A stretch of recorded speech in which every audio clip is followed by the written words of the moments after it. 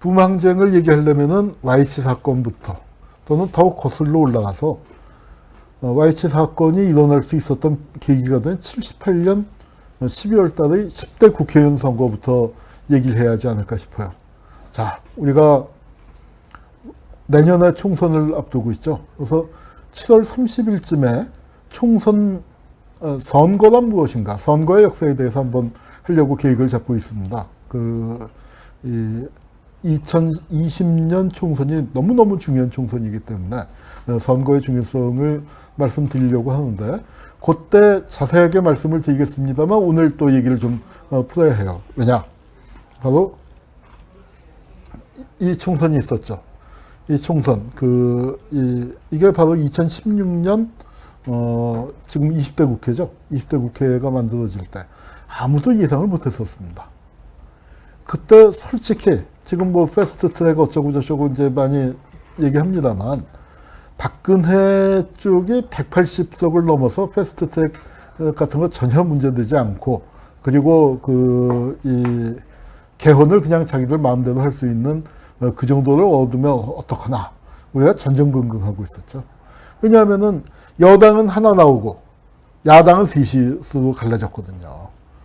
야당과 여당이 1대1로 붙어도 한국에서 보수한테 지형이 유리하다고들 흔히 얘기를 하는데, 보수는 하나고 야당은 셋으로 나눠졌으니 아이고 이건 선거 해보다 만하다, 우리 수국 세력이 대승을 거두면 어떡하나 그러고 있었는데, 막상 투표함을 열어보니까 의외의 결과가 벌어졌습니다.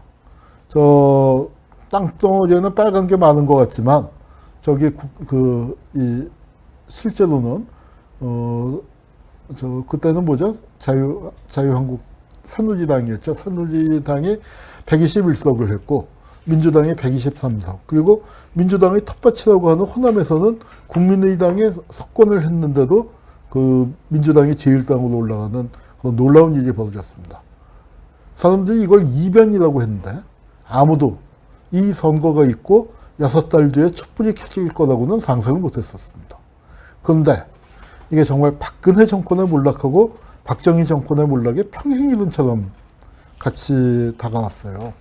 이 박정희 정권이 무너지기 10달 전에도 총선을 했었습니다. 그때는 제가 대학교 1학년이었는데 아직 투표권이 없었어요. 그래서 투표는 못했는데, 그래서 기억이 나요.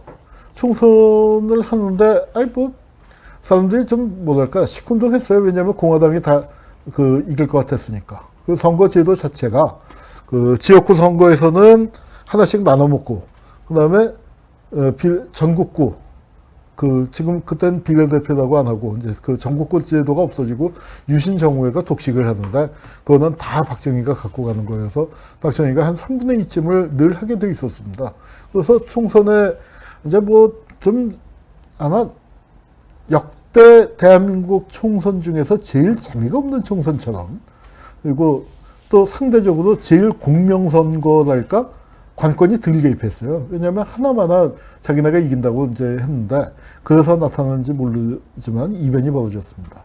선거 막바지에는 우열이 부각됐는데, 이게 73석을 뽑는 거, 3개 선거구에서 2명씩 해서 146명을 뽑는데, 공화당이 대부분의 선거구에서 당선되고, 신민당은 이제 좀 한 73석 중에서 50석 정도 당선되는 그런 구도라고들 이제 예상을 했습니다. 그런데 막상 투표함을 까보니까 신민당이 득표를 해서 공화당을 앞질러 버렸습니다. 저긴 신민당이 34, 공화당이 32라고 나왔는데 2% 차이 난 걸로 했는데 2%좀 좁혀져서 1.1% 차이가 났는데 어쨌거나 신민당이 앞섰어요. 이건 이변이었습니다. 아무도 예상을 못했어요. 그리고 더 놀라운 건 뭐냐면은 그때 신민당이 잘하고 있었냐? 아니요, 되게 못하고 있었어요. 이철승, 지금은 죽었지만 이철승의 중도통합론 해서 제일 야당 같지 않은 야당이었던 시절. 그때 오죽하면은 야당 내의 비주류들이 어떤 모임을 만들었냐면 야투란 걸 만들었는데, 야당성 회복 투쟁 동지회예요. 야당이 야당성을 잃어버렸기 때문에 야당성을 회복하자, 이제 이런 모임을 만들고 있었는데, 그러니까 그런 신민당이 공화당을 1.1% 이기는 이변이 벌어졌습니다. 아무도 예상을 못했던 거예요. 자, 그런데 이 이변이 벌어졌는데, 이 박근혜도 총선에서 이변이 벌어졌죠. 근데 박근혜는 어떻게 했냐면, 총선 참패하고 한 달 만에 청와대 비서실장 하나 갈았습니다. 비서실장 하나 갈아놓고서 우병우 갖고 버틸려다가 이제 완전히 무너져 버렸죠. 박정희는, 박근혜보다는 그래도, 박정희는 사실은 명민한 사람이었죠.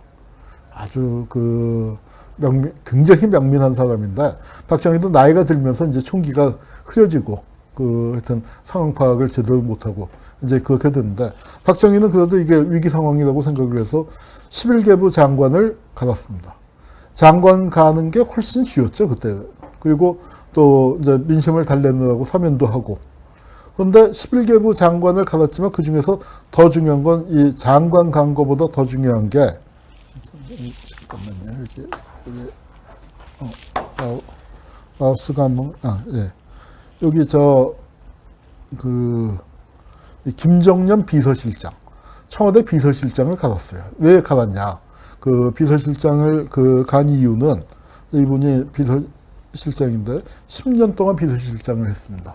박정희 신임도 두터웠고 양행력이 상당히 강했는데 경제 분야를 책임지고 있었거든요.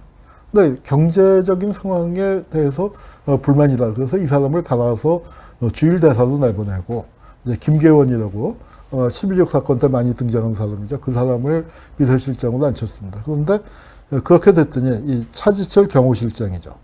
차지철이 김정념이 비서실장을 할 때는 김정념을 함부로 타고 넘지를 못했는데, 왜냐하면 청와대에도 김정념이 오래 있었고 박정희의 신임도 두터웠고 그런데 김계원이가 들어오니까 김계원이를 얕잡아보고, 김계원이는 직함은 화려해요. 육군참모총장의 중앙정보부장을 지냈으니까 대한민국에서 무시무시한 죄는 다 했었지만, 이 사람이 재밌는 게 뭐냐면 박정희가 A급 육군참모총장 안 시키는 겁니다. 그놈이 뭐 할지 몰라서. 그래서 김계원이는 얌전한 박정희의 술친구예요. 그래서 이제 그 유명한 일화가 있습니다. 비서실장을 시키는데 그 전에 뭘 하고 있었냐면 대만 대사, 자유중국 대사로 나가서 8년인가 9년을 있었어요. 그러니까 미국에서 그렇게 오래 있었으니까 아버지 중앙정보부장을 했다 하더라도 국내 사정이 어둡잖아요. 그래서 내가 국내 사정이 어두운데 어떻게 비서실장을 맡겠냐 그랬더니 박정희가 명언을 나왔죠. 임자는 내가 알아서 다 할 테니까 임자는 그냥 가만히 있으면 돼. 사실은 비서실장이 알아서 하고 대통령은 가만히 있다가 중요한 사항을 정확하게 판단하고 결정하는 게 이게 필요한 건데 이게 거꾸로 돼버렸어요. 그래서 이제 비서실장이 그냥 가만히 있는 그 비서실장이니까 차지철이가 기어오른 거죠. 그러면서 이제 이게 12.6 사건이 일어나는 중요한 구도가 형성이 되는 겁니다. 그 구도의 발단은 그 총선이에요. 총선에서. 자, 그 다음에 또 뭐가 있었냐면은 야당의 변화가 있어요. 야당의 변화가 있으면서 김영삼이 사도총재에 당선이 되는 겁니다. 김영삼은 유신 초기에 총재를 했어요. 선명야당의 깃발을 내걸고 총재를 했는데 언제 물러나게 되냐면 75년에 이제 한국의 민주화운동이 막 거세게 일어나는데 하필이면 그때 월남이 통일됩니다.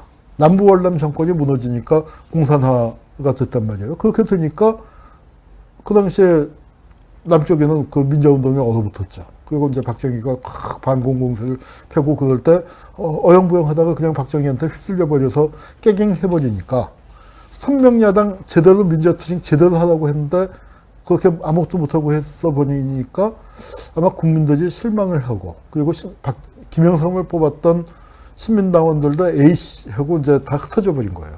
그래서 그 다음번 그 신민당 전당대회에서 그것도 유명한 전당대회죠. 그 용팔이 강목 들고 나오는 그 용팔이가 나왔습니다만 그래서 이제 그 강목 전당대회 그때 이철승이한테 져요.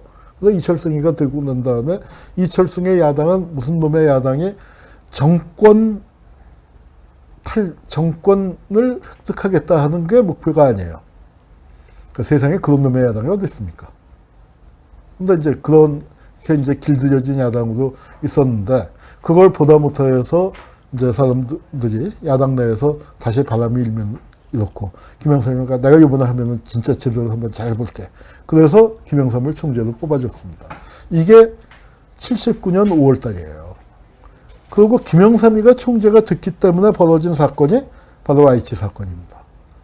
가발 공장 여성 노동자들이에요.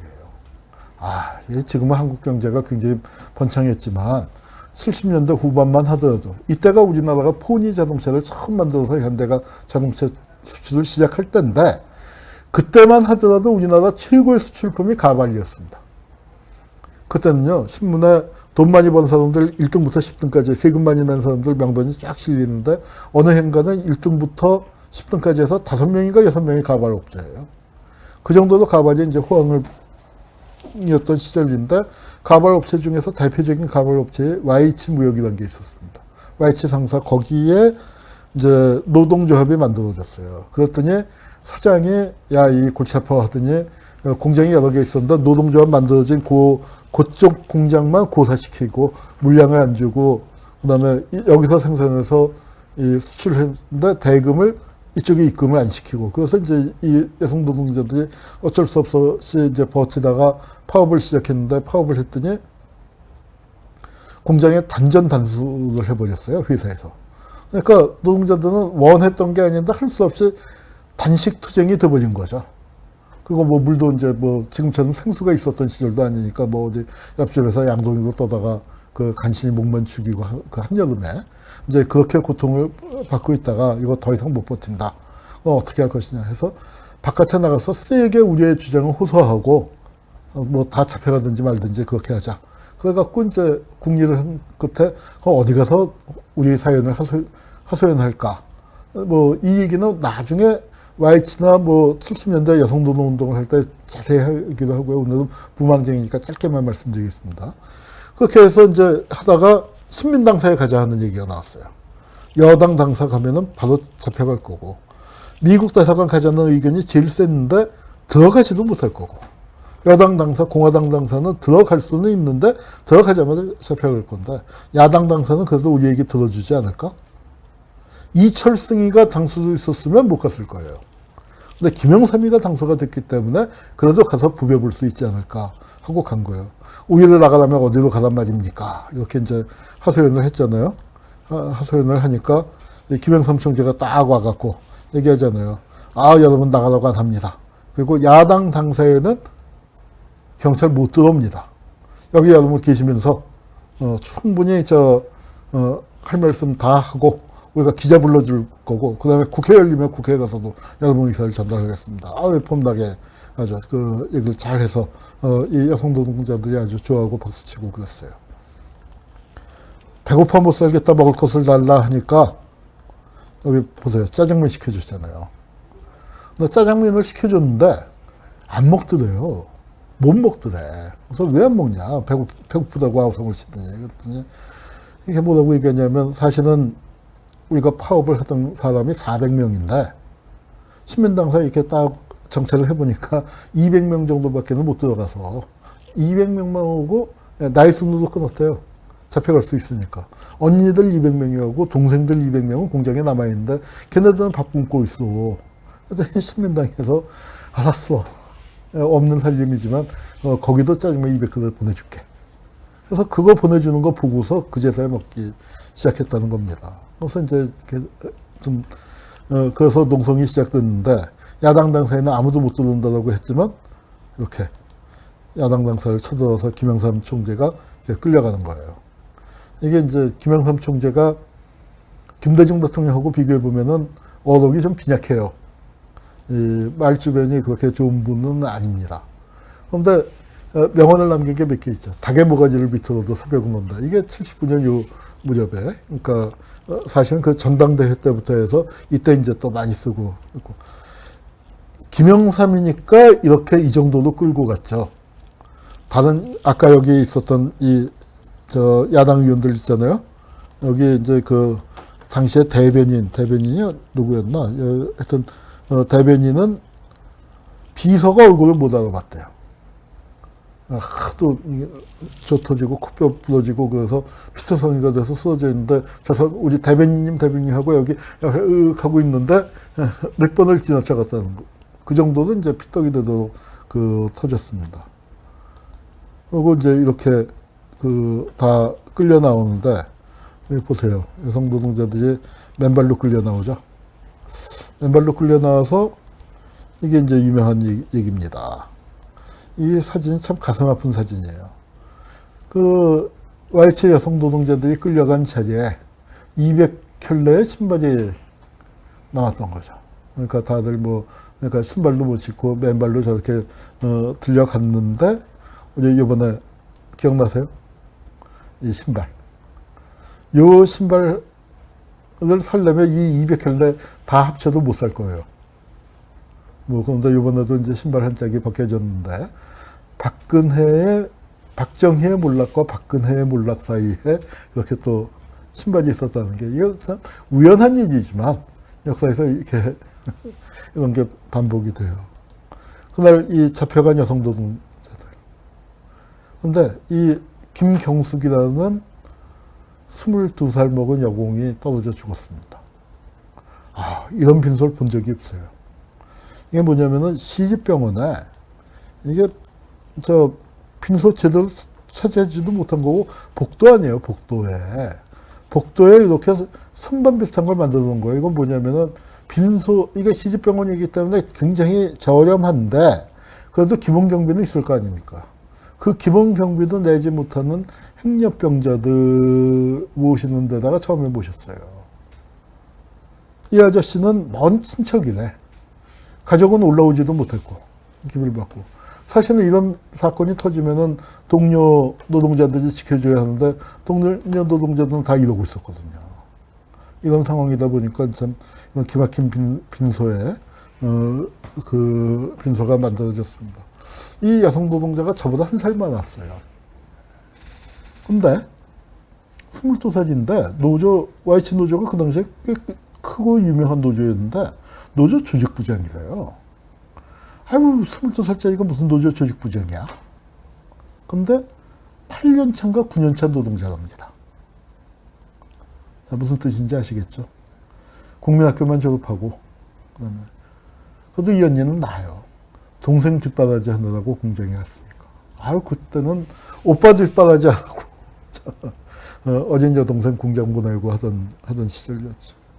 그렇습니다. 자, 시간이 없으니까 1시간 안에 끝내려면 조금 이제 요건 통과하고. 자, 여기 이제 그러더니 김영삼이 이제 얻어 터지니까 어때요? 세게 이제 저항을 할 거 아니에요. 그러니까 항의도 하고 이제 하니까 신민당 직무정지 가처분 신청이라는 걸 했어요. 이것도 설명하려면 긴데, 아까 전당대회 했다고 했잖아요. 전당대회를 하는데 거기에 무자격 대의원이 있었다는 거예요. 왜 무자격이냐? 박정희한테 세게 붙었다가 감옥 갔다 왔어요. 그러면 어떻게 돼요? 피선거권이 박탈당하는데, 그 당시에 법률로는 정당원이 되려면 피선거권이 있어야 돼. 그러니까 정부 입장에서 볼 때, 야, 쟤 피선거권 없으니까 당원 아니야. 당원 아닌데 어떻게 대의원이 돼? 하는데, 야당 입장에서는 아니, 그 사람이 무슨 사기를 쳤어, 남의 돈을 훔쳤어, 강도짓을 했어, 사람을 죽이기를 했어. 박정희 비판하다가 감옥 갔다 온 건데, 그건 당연히 우리의 자랑스러운 민주투사인데 왜 당원 자격이 없다는 거야? 이제 이렇게 됐는데, 그 사람이 3명인가 몇 명인가 있었는데, 그렇게 되니까 이거는 당락에, 그때 표 차이가 얼마 안 났거든요. 영향을 미칠 수 있다 해서 신민당 총재 직무정지 가처분 결정을 내렸습니다. 황당한 일이죠. 그래서 누굽니까? 지금 자유한국당의 정우택이 아버지 정갑 의원이 이제 총재 권한대행이 되고, 그 권한대행은 저쪽에서 시켜준 거죠. 그러니까 야당에서 인정 안 하는 권한대행이 되고, 하여튼 김영삼은 이렇게 이제 총재에서 떨려나서 김영삼 의원이 됐는데, 그 당시 국회에서 최다선입니다. 그리고 야당 총재예요. 직무가 정지되긴 했지만 야당 총재인데 어떻게 했습니까? 이거 잘라버렸어요. 국회에서 제명을 해버렸습니다. 그러니까 망조가 든다는 게 이런 거죠. 박근혜 말기에 망조 든 것처럼. 그래서 이제 김영삼 의원도 참 그 비통한 눈물을 흘리고. 이거 별거 아니에요. 김대중 만날 용의가 있다. 야당 총재로서, 김일성 만날 용의가 있다. 라고 했다가 이제 잘리는 겁니다. 그랬더니 야당이 거기에 항의해서 의원직 총사퇴를 결의했습니다. 사표를 내겠다 했더니 어떻게 했을까요? 사표를, 총사퇴서를 냈거든요. 총사퇴서. 그랬더니 선별수기를 검토한다. 선별수기라는 게 뭐냐면은 야당 의원 중에서 제일 골치아프게 떠드는 몇 놈만 골라서 사표 쓰게 해버린다. 그러니까 저 사퇴 선언과 뭡니까? 항의의 뜻으로 낸 거지 진짜로 사퇴하겠다는 거는 아니겠죠. 그런데 야 잘됐다. 너희들은 나가. 나머지는 사표 돌려주고. 그러니까 국회를 더 지들 마음대로 하겠다는 이제 말도 안 되는 상황. 이게 10월 16일이에요. 10월 16일이 무슨 날입니까? 바로 부마항쟁이 이날 벌어지는 겁니다. 이런 분위기 속에서 부마항쟁